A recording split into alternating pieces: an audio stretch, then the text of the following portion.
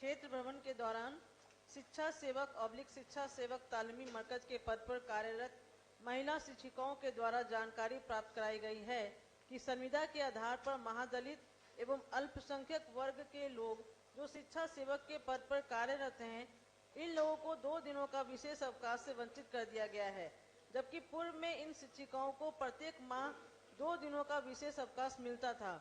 सरकार को इस संबंध में संविदा पर कार्यरत महिलाओं के प्रति समानता लानी चाहिए।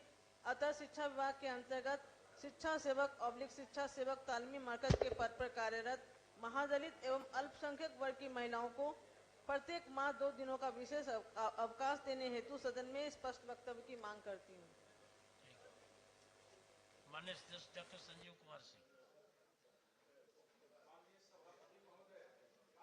से प्राप्त सूचना अनुसार भारतीय संविधान की त्रिस्तरीय शासन व्यवस्था के अधीन स्थानीय स्वशासन लोकल सेल्फ गवर्नमेंट द्वारा नियुक्त कार्यरत नियमित शिक्षकों को राज्य कर्मी की पात्रता हेतु परीक्षोत्तीर्णता के प्रावधानोपरांत क्रमशः विद्यालय अध्यापक तथा विशिष्ट शिक्षक को उनके पूर्व की सेवा काल के आधार पर सेवा निरंतरता का लाभ नहीं देते हुए इन्हें नवनियुक्त शिक्षक की कोटि में रखा गया है, जबकि इसी कोटि के शिक्षकों को उनके सेवा काल के आधार पर ही प्रधानाध्यापक, प्रधान शिक्षक के साथ साथ शिक्षण प्रशिक्षण संस्थानों के व्याख्याता के रूप में नियुक्ति प्रावधानित है। पुनः विशिष्ट शिक्षक परीक्षोत्तीर्णता के बावजूद भी विभागीय निष्क्रियता के कारण राज्यकर्मी की पात्रता से अभी तक वंचित हैं, जबकि परीक्षोत्तीर्णता की तिथि से ही इन शिक्षकों को राज्यकर्मी घोषित किए जाने हेतु नियमावली में संशोधन अपेक्षित एवं अपरिहार्य है। अतः उपरोक्त वर्णित विद्यालय अध्यापक के साथ साथ विशिष्ट शिक्षक को सेवा निरंतरता का लाभ प्रावधानित किए जाने हेतु शून्यकाल के माध्यम से सरकार से अविलंब अग्रेतर कार्रवाई की मांग करता हूं। सभापति महोदय, इसके बारे में आपके कक्ष में बैठक भी हुई थी और माननीय मंत्री भी थे और आपके कक्ष में बैठक भी हुई थी। कृपया अपने स्तर से भी देखा जाएगा। माननीय सदस्य श्री अशोक कुमार। माननीय सभापति महोदय, सदर अस्पताल नवादा में प्रतिदिन हजारों की संख्या में मरीज इलाज के लिए आते हैं, लेकिन अस्पताल में इमरजेंसी विभाग के द्वारा जंक लगे मेडिकल इंस्ट्रूमेंट से मरीजों का इलाज किया जा रहा है, जिससे मरीजों में इन्फेक्शन होने का खतरा बना रहता है एवं सदर अस्पताल में स्ट्रेचर के अभाव में लाचार मरीजों को उनके परिजनों के द्वारा गोद में उठाकर वार्ड में इलाज के लिए ले जाते हैं। अतः मैं सरकार से सदन में सदर अस्पताल नवादा में नए मेडिकल इंस्ट्रूमेंट एवं स्ट्रेचर उपलब्ध कराने की मांग करता हूं। Professor doctor Virendra Narayan Yadav. आज दिनांक 27/11/24 को दूरभाष पर मिली सूचना के अनुसार बिहार के विश्वविद्यालयों में छात्र संघ का चुनाव होना विश्वविद्यालय अधिनियम के प्रावधान में है। लोकतांत्रिक प्रशिक्षण एवं मूल्यों की स्थापना में इसकी महती भूमिका रही है। पटना विश्वविद्यालय के सीनेट हॉल के समक्ष छात्रों द्वारा छात्र संघ चुनाव की मांग एवं छात्रावासों को खुलवाने संबंधी समस्याओं में वे धरना दे रहे हैं। सर, माननीय सभापति जी, पुलिस ने भी उनको मारा है, पीटा है, हस्तक्षेप किया है। ये बड़ा गंभीर मामला है, इस पर सरकार को कार्रवाई करनी चाहिए। ठीक। डॉक्टर अजय कुमार सिंह। माननीय सभापति महोदय, दूरभाष पर मिली जानकारी के अनुसार सुपौल जिले के मरोना प्रखंड के कोसी तटबंध के भीतर निवास करने वाले आमजन कोसी नदी पर पुल के निर्माण को लेकर बड़े आंदोलन की घोषणा की है। मरोना प्रखंड के घोघरिया पंचायत के मंगा सिहौल से सुपौल प्रखंड के बेरिया मंच के मध्य पुल के निर्माण से लगभग 10 पंचायत की 1 लाख की आबादी को सुविधा मिलेगी। अभी मरोना वासियों को लगभग 60 किलोमीटर की दूरी तय कर सुपौल मुख्यालय जाना पड़ता है। उपरोक्त स्थल पर पुल निर्माण से सुपौल जिला मुख्यालय की दूरी महज 10 किलोमीटर होगी। यह सुपौल जिला के मरोना प्रखंड के लिए विकास की दृष्टि से मील का पत्थर साबित होगी। अतः मैं इस मामले में सरकार से सदन में स्पष्ट वक्तव्य का मांग करता हूं। ठीक। सचिव महोदय, बिहार विधान परिषद की प्रक्रिया एवं कार्य संचालन नियमावली के नियम 157 के अनुसरण में मैं बिहार विधानसभा द्वारा दिनांक 26 नवंबर 2024 की बैठक में यथापारित एक बिहार माल और सेवा कर द्वितीय संशोधन विधेयक 2024 2. बेतिया राज की संपत्तियों को निहित करने वाला विधेयक 2024 की एक प्रति सदन की मेज पर रखता हूं। माननीय सदस्यगण, विधेयक पर संशोधन आज अपराह्न 1:45 बजे तक लिए जाएंगे। पांचवा, प्रभारी मंत्री। सभापति महोदय, मैं बिहार विधानमंडल नेता विरोधी दल संसदीय सचिव सचेतक और सदन नेता वेतन एवं भत्ते संशोधन नियमावली 2024 की एक प्रति सदन की मेज पर रखता हूं। फिर प्रभारी मंत्री बिहार राज्य प्रदूषण।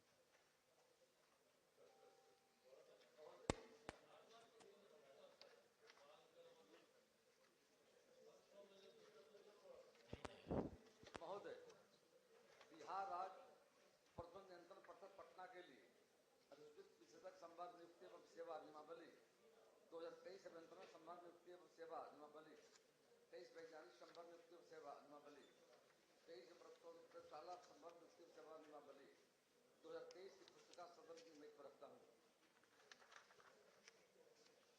प्रभारी मंत्री बिहार राज्य पुल निर्माण निगम।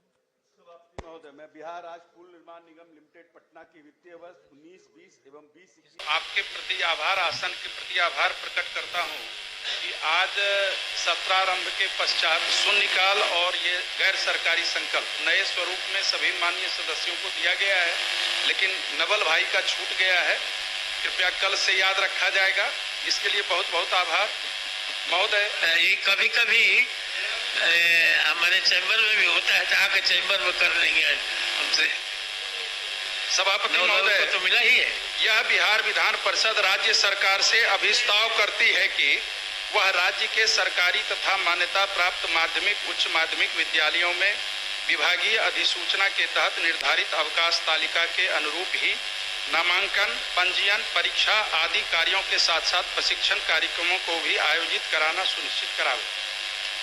माननीय सभापति महोदय, इस संकल्प के लाने के पीछे उद्देश्य यही है, प्रशासकीय विभाग, शिक्षा विभाग, लेकिन बिहार विद्यालय परीक्षा समिति द्वारा चाहे वो मासिक परीक्षा हो या वार्षिक परीक्षा हो या सेंटअप परीक्षा हो, विभाग द्वारा यूडाइस कोड का कार्य हो, पंजीयन कार्य हो, परीक्षा प्रपत्र भराने का कार्य हो, आए दिन लगभग 5-7 वर्षों से देखा जा रहा है विभागीय जो अधिसूचना है, जो निर्धारित अवकाश तालिका है, उसकी अनदेखी करके बिहार विद्यालय परीक्षा समिति भी और विभाग भी, एक बिहार शिक्षा परियोजना है, एक SCERT है, राज्य शिक्षा एवं शोध संस्थान शिक्षण प्रशिक्षण संस्थानों में छुट्टी में ही चलाती है। तो ये कहां का नियम है? एक तरफ प्रशासकीय विभाग छुट्टी निर्धारित करती है, दूसरी तरफ छुट्टी के दिन परीक्षा लिया जाता है। सामान्य प्रशासन का सभापति महोदय पत्र है बिहार सरकार का, मंत्री महोदय, जो कि अगर छुट्टी के दिन कोई भी कार्य किन्हीं से लिया जाएगा तो 1 दिन के बराबर वेतन दिया जाएगा। काहे नहीं क्षतिपूर्ति दिया जाता है? उसके बदले एक और विकल्प है, अगर छुट्टी के दिन कोई भी कार्य होगा तो उसके लिए अतिरिक्त अवकाश देय होगा, लेकिन कहीं कुछ देय नहीं होता है। पिछले साल ग्रीष्मावकाश की चोरी कर ली गई।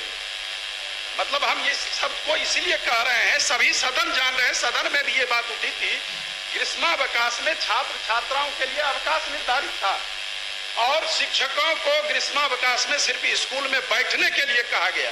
तो ये क्या क्या विभाग में हो रहा है? अभी भी मंत्री महोदय को हम धन्यवाद देते हैं, मुख्यमंत्री महोदय को भी धन्यवाद देते हैं, जो कि 10 से 4 बजे का जो समय था, जो दैनिक अवकाश था, जो विद्यालय संचालन का था, उसमें शनिवार को मंत्री महोदय छोड़ दिया गया है। शनिवार को मुख्यमंत्री महोदय ने विधानमंडल में ही कहा था, आपने भी कहा था, शनिवार को सब दिन हाफ डे होता था। तो ये सब जो हो रहा है, कम से कम इसको आप मंत्री जी के लिए कुछ छोड़िए। महोदय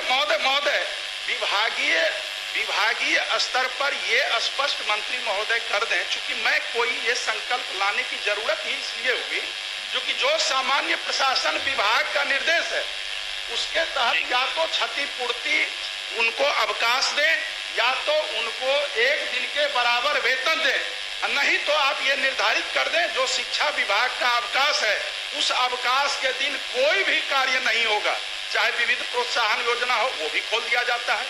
छठ के दिन पूजा है, लोग अर्घ देने जाएंगे, उस दिन ऑनलाइन आप नामांकन कीजिए, रजिस्ट्रेशन कीजिए, अब टीचर वहां बैठे रहेंगे, तो छुट्टी क्यों दे? तो मंत्री महोदय इसको संजीदगी से सहानुभूति ठीक है, बोलना चाहिए। माननीय मंत्री। शनिवार को हाफ डे को देखा जवाब नहीं करने की जरूरत नहीं है। माननीय सभापति महोदय, माननीय सदस्य को पहले तो विभाग को धन्यवाद देना चाहिए। ये महिलाओं के कहने पर हमने जितिया पर्व पर कभी छुट्टी नहीं रहती थी, हमने दिया है। छठ के पर्व पर एक दिन अतिरिक्त अवकाश दिया क्योंकि महिलाओं की संख्या शिक्षा विभाग में ज़्यादा है। तो इसका भी उनको जिक्र करना चाहिए कि अगर हम लोग संवेदनशील नहीं रहते हैं तो छठ पर अतिरिक्त, जबकि वो सरकारी घोषित नहीं सरकार, लेकिन नहीं। और दूसरी बात है कि हाँ, लेकिन जहाँ तक प्रश्न है कि हम लोग जो सरकारी अवकाश घोषित है, हम लोग कोशिश कर रहे हैं, कभी कभी उसमें विसंगति हो सकती है, बट सामान्यतः हमने निर्देश दिया है कि जो भी सरकारी अवकाश है वो आप उस पर छुट्टी और काम न लें। लेकिन ये भी एक चैलेंज है, माननीय सदस्य ने इसका जिक्र नहीं किया, कि आज 6 लाख से ज़्यादा शिक्षक हैं। जब 6 लाख शिक्षक को आप सोच लें कि अगर मुख्यालय में SCRT में ट्रेनिंग करानी हो और सभी डायट्स में 2 जिलों में ट्रेनिंग करानी हो और सिर्फ 5 ही दिन एक सप्ताह में साल में 2 बार करानी हो, तो कुछ व्यवधान बीच में आएंगे, कुछ व्यवहारिक कठिनाइयाँ आएंगी।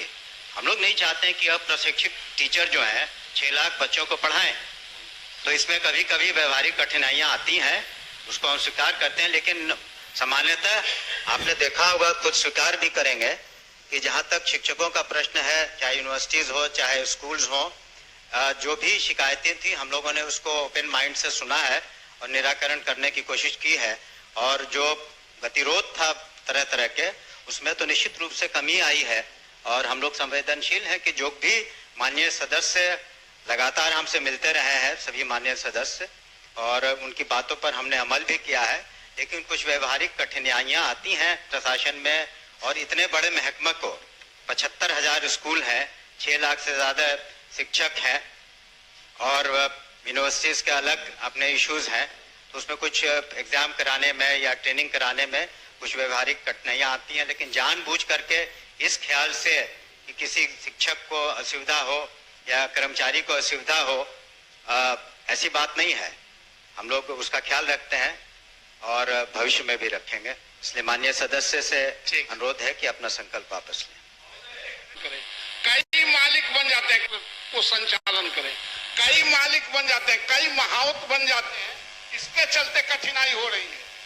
और महोदय, कुछ तो अव्यवहारिक बात माननीय मंत्री ने कहा, कुछ प्रॉब्लम होता है महीने महीने परीक्षा, 7 दिन 6 दिन परीक्षा होता है तो 6 दिन ऐसे क्या क्लास, 7 दिन कॉपी दिखाता है तो 7 6 13, 5 गो छुट्टी होता है तो 13 आप 5 आप जोड़ लें महोदय, 18।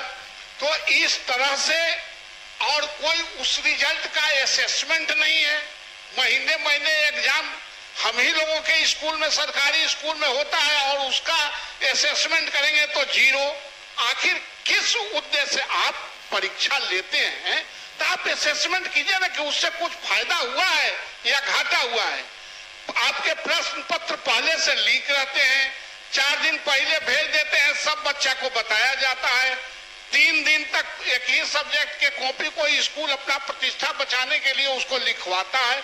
तो इन सारे मुद्दों पर भी विचार करना चाहिए कि जो औचित्य नहीं, आप 3 महीना पढ़ लीजिए, आप 6 महीना पढ़ लीजिए, लेकिन आप परीक्षा का असेसमेंट कीजिए।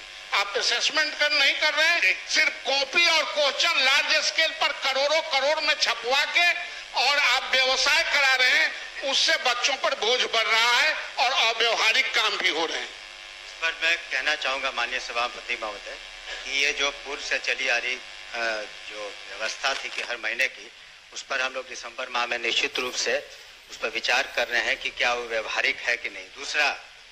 दूसरी बात ये भी है कि अनुश्रवण के दौरान हम लोगों ने ये भी कहा है डिस्ट्रिक्ट एजुकेशन ऑफिसर को, जिनको अभी तक जो बहुत सारे कंस्ट्रक्शन इत्यादि के कामों में थे, उससे उनको मुक्त कर दिया है हम लोगों ने। तो अब स्कूल्स की ग्रेडिंग भी हम लोग करना इसी वजह से चाहते हैं, इस ख्याल से नहीं कि कोई स्कूल अगर ग्रेडिंग में नीचे हो तो वहाँ पर किसी शिक्षक को हम लोग गलत व्यवहार करेंगे या उनका कार्रवाई करेंगे। इसलिए हम लोग ग्रेडिंग करना चाहते हैं कि वैसे स्कूल जो अपने परफॉर्मेंस में थोड़े नीचे है उनको ऊपर कैसे लाया जाए। तो ये जो बात आपने परीक्षा की कही उसको व्यावहारिकता के दृष्टिकोण से हम लोगों ने देखा और दिसंबर में उस पर निश्चित रूप से एक निर्णय लेंगे। अब वापस लीजिए अपना संकल्प अब तो वापस एक ही लेना बात को बहुत है। चिंतन नहीं। सर इसको लाए हैं तो संक्षिप्त भी होना चाहिए। निर्धारित है। मैं सर 33 दिनों का जो ईएल है वो भी पत्र निर्गत नहीं हुआ है। आपने ग्रीष्मावकाश की कटौती कर ली। दूसरी बात महोदय, बस सब बात आ गई। कंक्लूड सर, वो नहीं आई थी, बस कंक्लूड कर रहा हूं। दूसरी बात, आप अतिरिक्त वेतन दें, अतिरिक्त अवकाश दें, ये आप सुनिश्चित करें। बस मेरा तो यही सवाल है और तो कोई सवाल नहीं है। न पूर्ण वेतन दिसंबर में सब कर रहे जो हैं। राज्य कर्मी का वेतन मान, न पूर्ण वेतन मान। माननीय मंत्री ने आपसे आग्रह किया है आपके इस वचन से, जो कि मैं इसको दिसंबर तक